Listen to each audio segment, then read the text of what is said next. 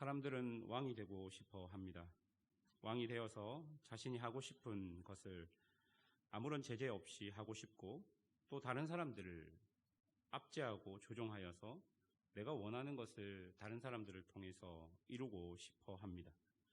이것은 인간의 악한 본성이자 태초에 아담과 하와가 지었던 죄와 같습니다.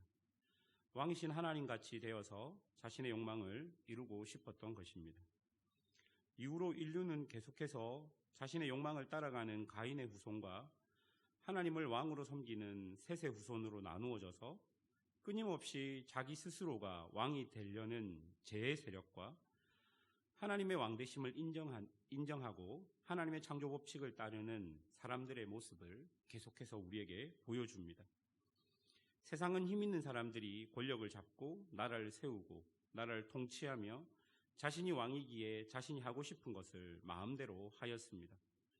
세상의 왕은 외세로부터 자신의 땅을 잘 지키며 백성들로부터 세금을 받고 또 그들을 보호해주는 대가로 여러 가지 불합리한 것들을 백성들에게 착취해도 괜찮았습니다. 그런데 하나님은 하나님의 뜻과 계획을 따라 민족의 지도자를 세우시고 그를 하나님의 대리자로 세우십니다. 그런데 그렇게 하나님이 세운 지도자는 세상의 왕과는 전혀 다른 위치에서 전혀 다른 역할을 감당해야 했던 것입니다. 오늘 본문 1절에서 5절까지를 보면 사무엘이 하나님을 대신하여서 사사로 이스라엘을 다스릴 때 그가 했던 행동들이 기록되어 있습니다. 3절을 보시면 이렇게 기록합니다. 내가 여기 있나니 여호와 앞과 그의 기름 부음 받은 자 앞에서 내게 대하여 증언하라. 내가 누구의 소를 빼앗았느냐, 누구의 나귀를 빼앗았느냐, 누구를 속하였느냐, 누구를 압제하였느냐, 내 눈을 흐리게 하는 뇌물을 누구의 손에서 받았느냐, 그리하였으면 내가 그것을 너희에게 갚으리라 하니. 사무엘은 하나님께로부터 받은 권한을 사사로이 사용하지 않고 오직 자신을 통해 하나님의 의로운 통치가 드러나도록 사용했던 것입니다. 다른 민족의 왕과 같이 백성들을 압제하지도 않았고 백성들의 것을 지도자라고 해서 빼앗지도 않았습니다. 뇌물을 받고 자신이 있는 고난을 남용하지도 않았습니다. 오히려 하나님의 통치가, 하나님의 공의가 정의롭게 백성들에게 드러나고 그로 인해서 백성들이 그 지도자를 통해서 하나님을 알고 하나님을 보도록 했던 것이죠.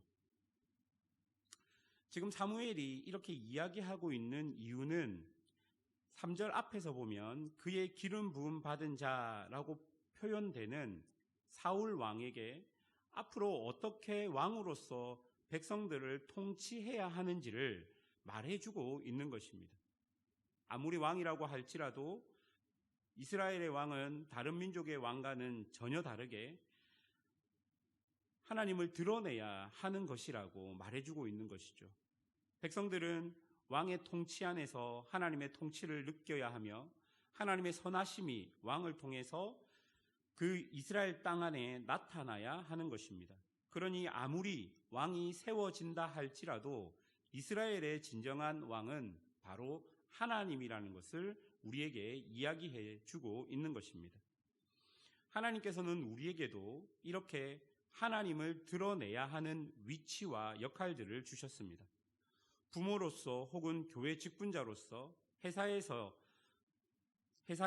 혹은 여러 직장 관계 안에서 우리는 리더로 혹은 지도자로서 우리의 위치를 지키며 우리의 역할을 감당해야 합니다. 이때 우리가 생각해야 할 것은 내가 가진 권한으로 내가 있는 위치에서 나의 역할로 하나님의 선하심과 하나님의 의로우심 혹은 하나님의 성품이 나를 통해서 나의 역할을 통해서 드러나야 한다는 것입니다.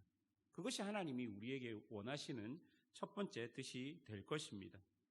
이제 6절부터 12절을 보면 하나님께서 왕이 되셔서 민족의 지도자들을 통해 어떻게 이스라엘에게 은혜를 주셨는지를 보여줍니다. 6절을 보시면 모세와 아론이 전면에 서 있었지만 결국 모든 것을 완성시킨 분이 하나님이시라는 것을 보여줍니다. 그런데 지도자와 백성들은 9절에 나온 것처럼 진짜 왕 되신 하나님을 잊어버리면 하나님께서는 그들에게 대적을 보내시고 고난을 주셔서 그들을 다시 하나님께로 돌아오게 하셨다는 것입니다. 이런 일련의 시간들을 통해서 백성들은 자신들이 다른 민족과는 전혀 다른 민족인 것을 깨달아야 하고, 그리고 많은 지도자들이 있었지만 결국은 하나님께서 우리를 다스리고 인도하고 계시다는 것을 인정하고 깨달아야 하지만, 그들은 이런 시간들을 통해서 다른 민족같이 강력한 왕이 필요했다라고 생각했던 것이죠.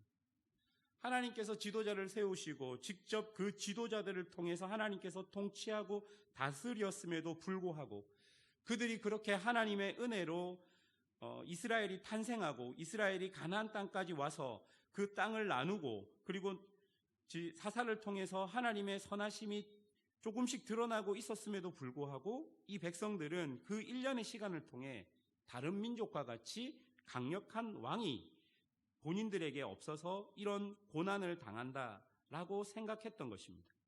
그런데 오늘 본문에서는 그게 아니라고 이야기합니다. 지금 이스라엘이 고난을 당한 이유는 왕이 없어서 고난을 당한 것이 아니라 진정한 왕 되신 하나님을 인정하지 않을 때 그들에게 고난이 온 것이라고 이야기하고 있는 것입니다. 이스라엘의 역사를 보면 철저하게 진짜 왕 되신 하나님이 백성들 사이에서 사라질 때, 백성들이 하나님을 잊었을 때 그들에게는 고난과 압제들이 다가왔습니다. 그런데 백성들은 그것을 잊어버리고 자신들에게 다른 민족같이 강한 왕이 없어서 그런 고난이 온다라고 착각하고 오해하고 있었던 것입니다. 사랑하는 여러분, 지금 이스라엘에게 진짜 필요한 것은 강력한 왕이 아닌 것입니다. 14절을 보면 이스라엘에게 진짜 필요한 것은 여호와를 경외하는 것과 그를 섬기는 것, 그의 목소리를 듣는 것과 여호와의 명령을 따르는 것이라고 말하고 있는 것입니다.